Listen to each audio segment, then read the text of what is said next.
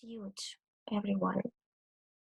And here comes the next question that we ask ourselves is about who we teach. Well, we often forget to see the person behind the student. We forget who we teach. And all people are different in terms of character, in terms of modality, in terms of mentality, their language one.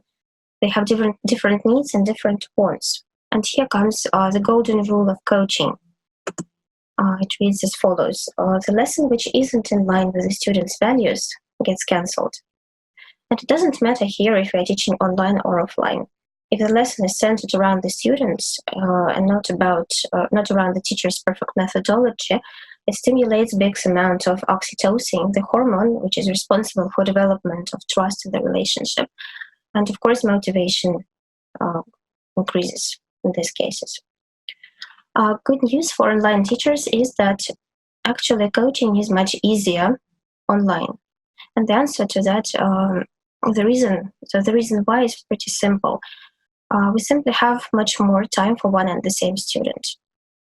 And the contact between the teacher and the student doesn't presuppose too many arrangements because this communication we can squeeze our calls or our lessons in our everyday schedule. We don't need to rearrange our tasks.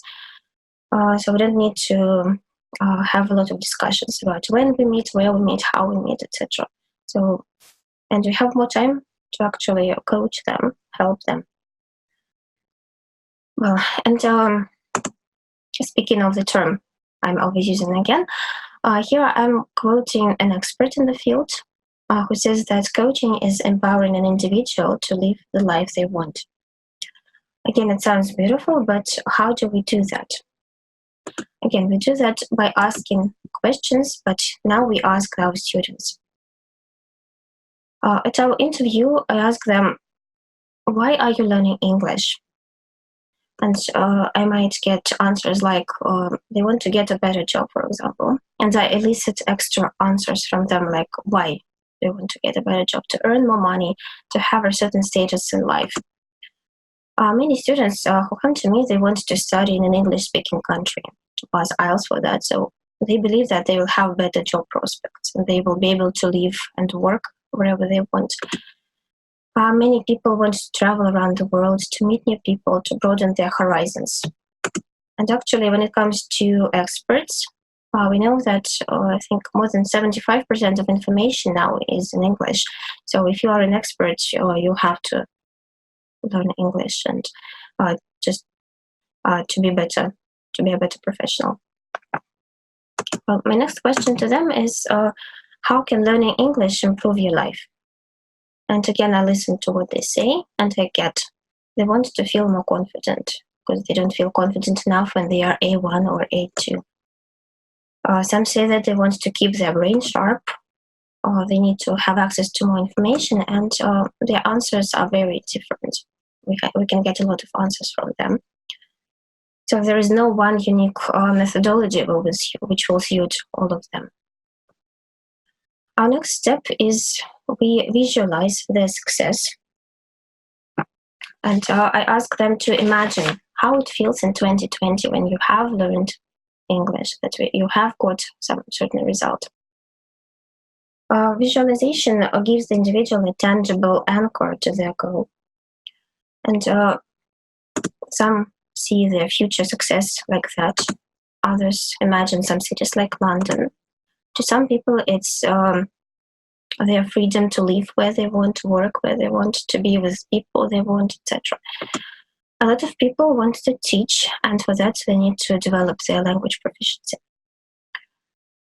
Well, if we as teachers, as coaches, manage to connect these images of perfect life for them, and English, autonomy will just happen.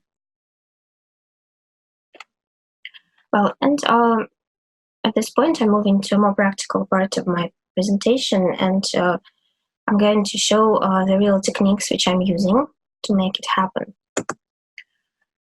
Well, this is an example of a plan which I make after our interview. And here you can see in the pictures that there is a date, there is a level which we identified, and we write down their aims. Of course, these aims should be smart, like specific, measurable, achievable, reasonable, and time-bound. And below, I give my vision of how I see mapping out this way to their success. This file becomes kind of a contract for us. We sign it verbally, we upload it to our online system, to our shared folder, and we come back to it regularly to compare where we are now and where we want to be. It boosts the level of responsibility from both sides, from the teacher and from the student. So after that, we sit together and we see how we can achieve actually these aims that we have set. And we write down the micro tasks for every day. There shouldn't be a lot, but they should be repetitive. The students need to get used to them to become autonomous. Here, how it looks in practice. For example, in the second picture, you can see Tatiana's file. Her aim is IELTS 6. So I set a name like speaking 7, receptive skills 7, and writing 7. And I give her some tasks which she needs to do several times a week. In brackets, I write how many times a week, like 4, 6, 7, etc. And it's a good idea to write down how much time she should spend on each task, because it's much easier to give up when you don't know how much time. And when you know that it's just 5 minutes, it's very easy to build it in your daily routine. Well, when they do that, each month we have a progress report, test, and revision. Gradually, I moved from assessment to progress tracking. So I don't put the marks like from 0 to 5 or from 0 to 100. I just track their progress in detail. I realized that if I don't do it every month, motivation falls slightly, or sometimes it falls dramatically. It happens because sometimes students don't realize that they are actually achieving a lot, that they're doing a lot. And they feel that they are making too many mistakes, that they are underachieving. And when they see these little daily results and these big monthly results, they actually have this feeling that they achieved something. And why I do that? Because the journey of 1,000 miles begins with one step and is made up of many little steps, which we take or make daily. And the second reason is pure chemistry, the chemistry of happiness. These little victories during the day on a regular basis create certain amounts of the hormone known as dopamine, and it is responsible for the feeling of joy and happiness. And it's kind of addictive. When they have these victories every day, they want to have more and more of them. So they get addicted. Well, important thing about this progress report is that we always come back to our initial contract and we compare where we are now, how much is left, how much we have covered, and do we need to speed up or can we slow down? There is, I think, an element of gamification in this as well. And again, these little victories are quite addictive to them, so they don't give up and their motivation remains stable, actually. Well, another important tool in language coaching is mutual feedback exchange. And here on the slide, you can see 2 pictures. These are mutual feedbacks, which we did with 2 students.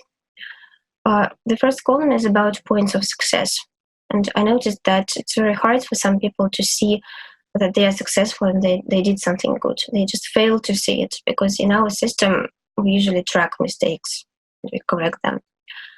The second column is actually a bit smaller than the first, but very concrete and direct. It's about things which we need to work on, points to work on.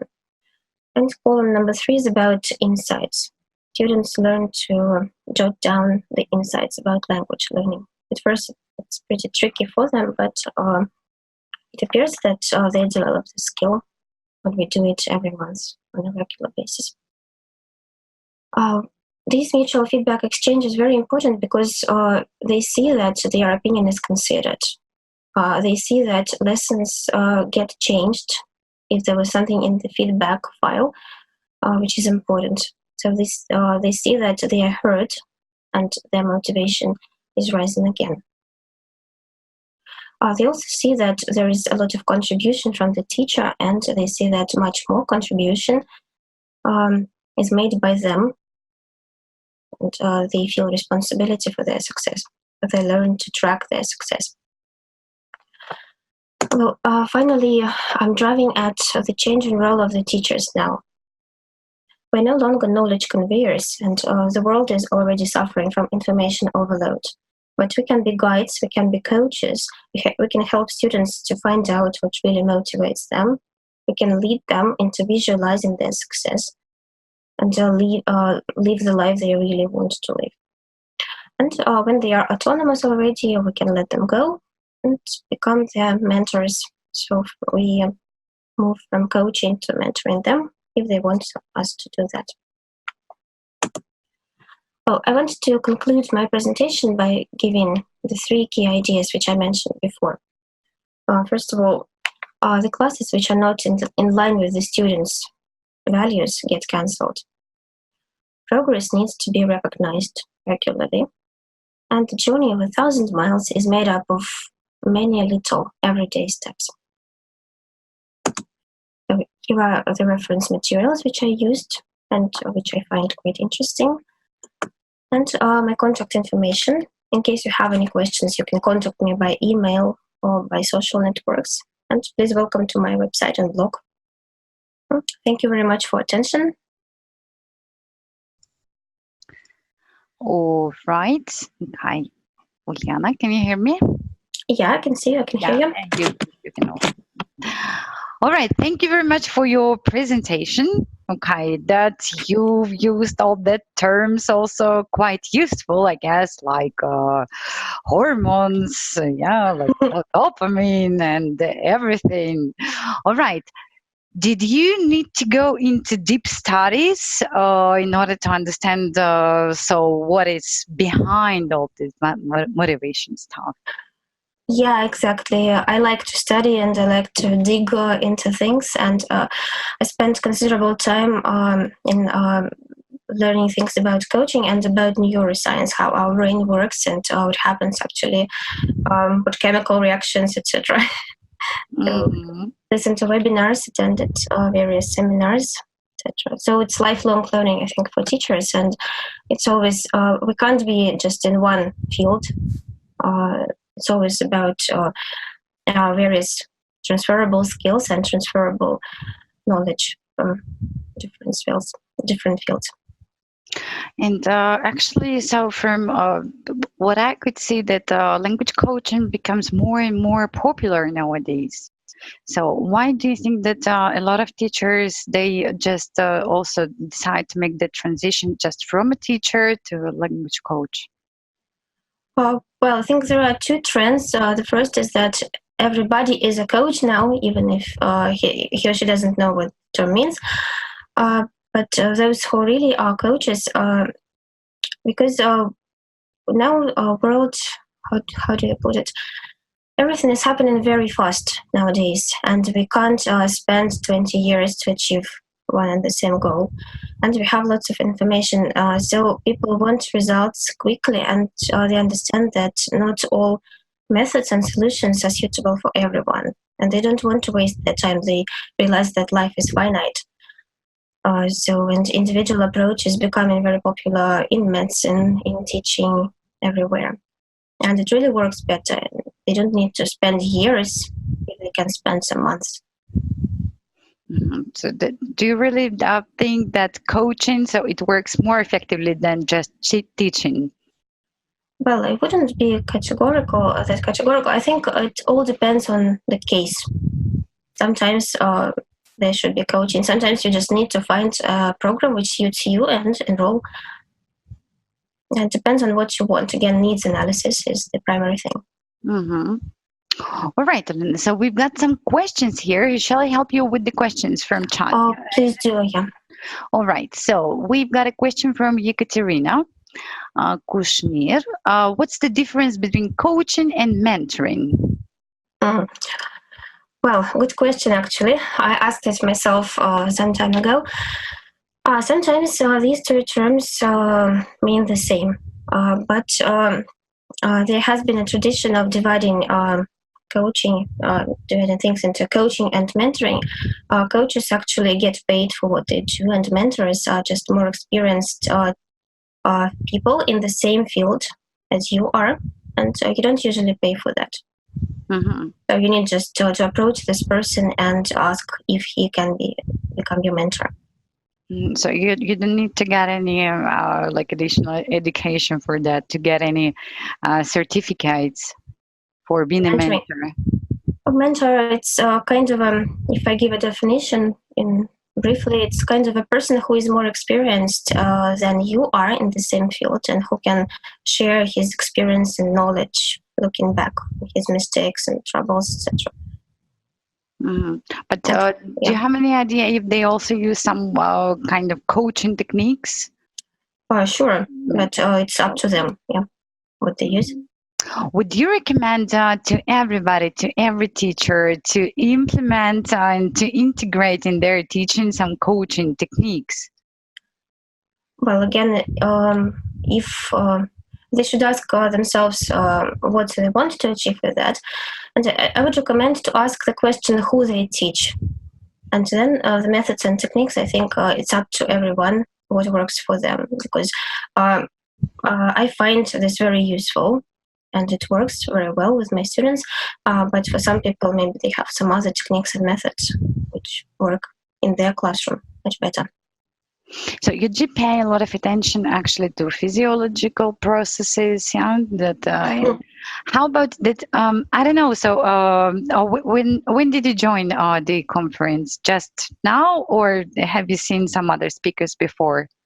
Unfortunately, I couldn't join in the morning, but I listened to the talk by Daria Maslovskaya, and I'm hoping to listen to it later.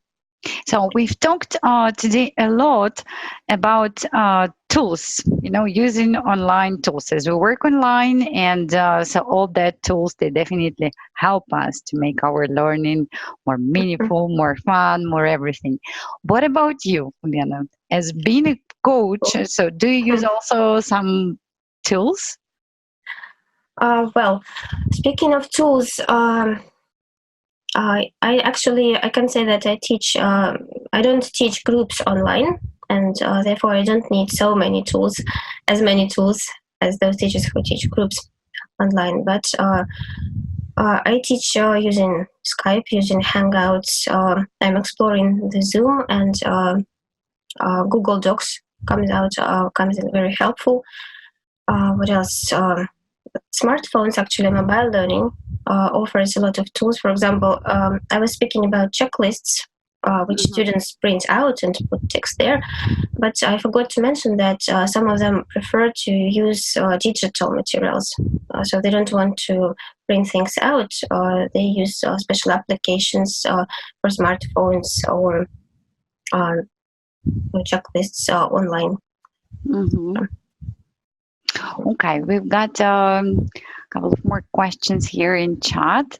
So Irina K asks, what would you recommend to read? What would I recommend to read? Here it is. Okay, from references. What would you suggest to start with? Number one, what would be your number one from that list?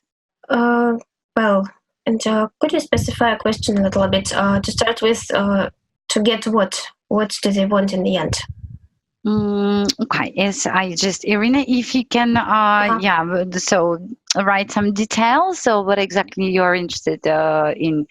But as a guess, like maybe somebody really considers, because really, so coaching, first of all, it sounds very appealing, right? And second of all, I guess like it's quite promising. It promises a lot. It promises that you can really provide and get your students to the results quite easily. and and faster. So maybe if somebody even doesn't want to become like professional coach, but anyways, like to use some, to get some knowledge.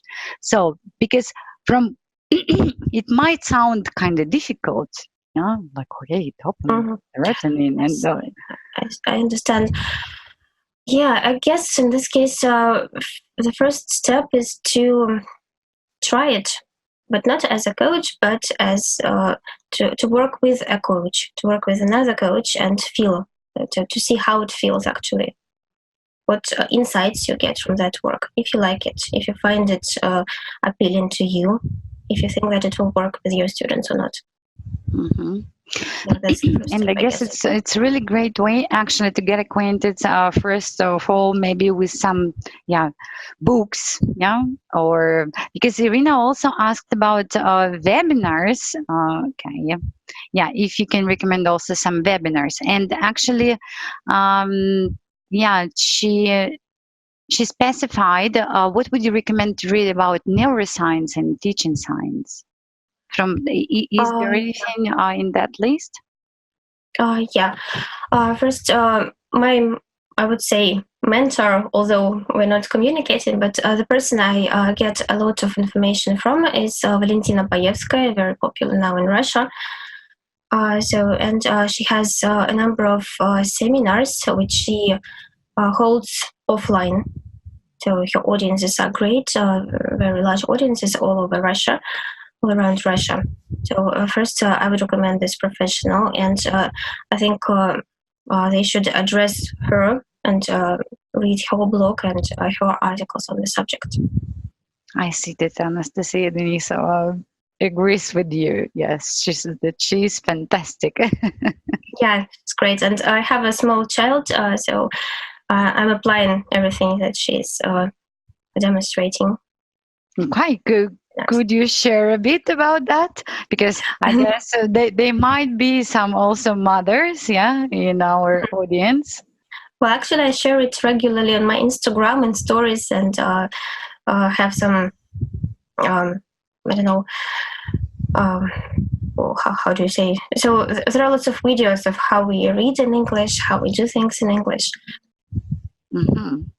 Okay. All right. So it's been okay. Thank you, Anastasia Payevskaya, right? Valentina. Okay. Mm-hmm. And Anastasia just gave us some suggestion in chat. She wrote that. And again, Irina K asks, does she talk about adults too? Yeah, but when we are adults and we visit her seminars, for example, many adults want to cry because they realize how much they have missed when they were kids, because very important processes in brain development, they happen before 3, before 5, before 12, etc.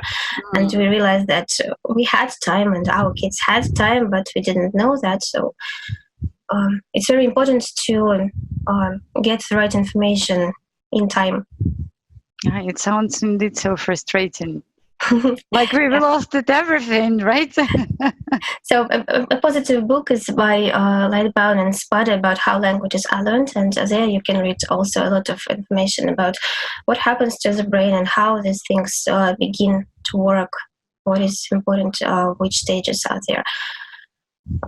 Vygotsky also has lots of materials, but it depends whether they need applicable instructions or they need some academic articles on neuroscience with lots of terms and stuff. Luria is the first person in the neuroscience, I think. And this science is a new one, so about 30 years old, I guess. Neuroscience is indeed becoming more and more, I would say, popular. Maybe some of our participants might have a question if you need some kind of special education for reading that type of books, because they might result to be difficult. Well, if they start with Luria, they will feel it will be a bit humbling experience, I guess. Okay. I believe that everybody needs his own, I don't know, the person through which we get this knowledge in a simplified way, if we don't want to go deeper into scientific. Mhm. Okay. So, in your opinion, yeah, just your personal opinion, should teachers go for in discovering that neuroscience, get at least maybe some basic points?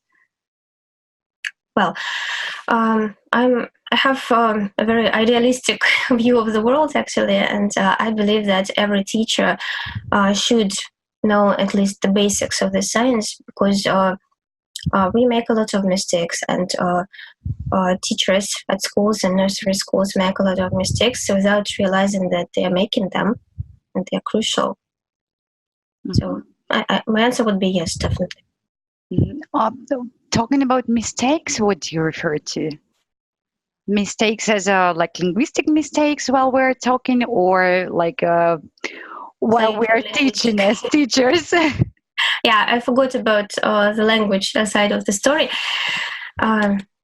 Yes, for languages. I think many parents are making mistakes in teaching some things too early, because it's fashionable nowadays. This early learning system, and everybody wants a bilingual, a multilingual, so that their kids can count to 1 million when they are 3, etc. And they teach them to read and write too early, and their kids' brain is not ready for that until it gets 4, for example.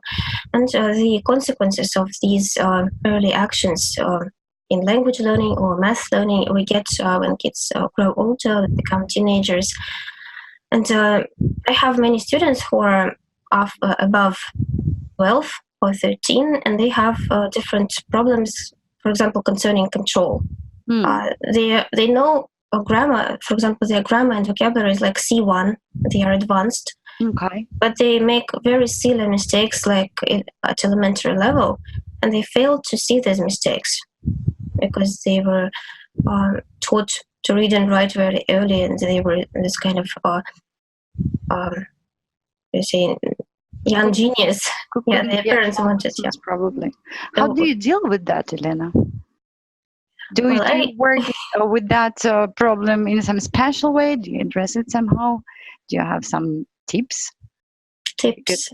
Yeah, it's actually, and unfortunately, it's not about language teaching. It's about to work with some zones of the brain which are responsible for the types of mistakes. And here comes, so we need to delve into the dyslexic studies and rank the mistakes according to which part of the brain is responsible for that. And there are, of course, many exercises which are focused on the brain first. And again, there are a lot of professionals who share these in their articles and their blogs. Mm-hmm. All right. I mean, as for me, so neuroscience, it's another like magic field, I would say, yeah, because like a lot of scientists, they're just trying to figure out, okay, finally how our brain works, but we still don't have clear answers for everything. Yeah, there are a lot of guesses, experiments. We know already something, we can use it. All right. So there is one more question about from Ekaterina Kushner about certification and becoming a language coach. Good question. Yeah. Well, when I got interested in this field, I started to look up, to read a lot of websites on the subject, because the topic is very new, and until recently there were no places where you could get this certificate. But there are many places and some institutions in Russia. And if they're interested, they can send me their contact information, and I will share these ideas with them. So they can become a business coach, for example, an ICF coach or a life coach if they like this more. And also good news is that in November, Rachel Paling is coming. I guess they were saying about November this year. And we will have an opportunity to get certified in the field as a language coach. Mm-hmm. And she also gave her talk at ITF this spring about this field. How long does it take to get a certificate? Depends on how much you're ready to do.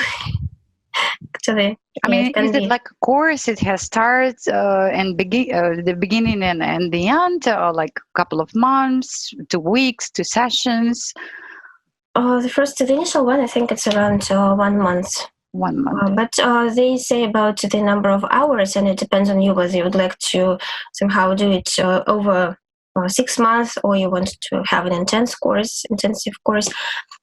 So it depends on the student, and there are points which you collect, and there is a ranking system among coaches worldwide, depending on how many points you have got. So it takes time, and it's up to you how high you want to get in this hierarchy. There is no limit for perfection, right? So the sky is the limit. Yeah.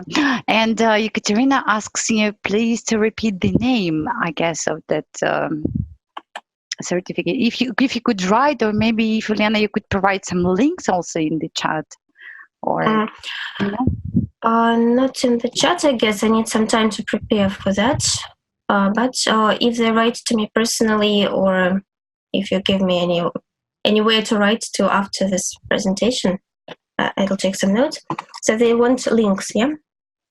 Yeah, and that would be really helpful, yeah, because they could just go, and immediately see on the table on the menu. The lady is a very famous one. It's Rachel Palin. And they can Google neuro language coaching. Okay, and I think we've got one more question. If I'm not... Okay, yes, Irina K. Okay, could you sum up, and indeed, as we've got only a couple of minutes left, so could you please sum up practical tips for mapping success and tracking progress with adults? Tracking progress. Well, I would sum up this using this slide, I guess. Yeah. So to track progress, we need to track it daily. We need to track it weekly. And I use the agile approach. I like this. I don't know if you're familiar with that book. So and this word, right? Exactly. Agile by Ekaterina Gold. So we track it daily, we track it weekly, and we track it monthly. So every day we have checklists with special aims. Every month we have progress reports like that, and we come back to our initial plan. And every month we have virtual feedback exchange. And so that's it, I guess, as for progress tracking. We need to track so progress needs to be recognized, not mistakes, but mostly progress. Yeah? Progress, definitely. We need little victories. Ulyana, and if you know, because Irina also asks you to share some neuroscience for dummies communities, if you know anything like that, could you please share also some links after we finish our talk? The thing which I can do in this online space and time, it's the link to valentinapaevskaya.ru. Okay, so you mentioned her already. Yeah. And I will prepare more links and more resources, and I will place them on my website, on my blog. Thank you very much. It's been amazing to talk about another magic field. Thank you very much for your presentation, for sharing your knowledge and experience, Ulyana, and hope to see you somewhere else. Thank you too. Thank you. It's been a pleasure. Thank you very much. Bye-bye.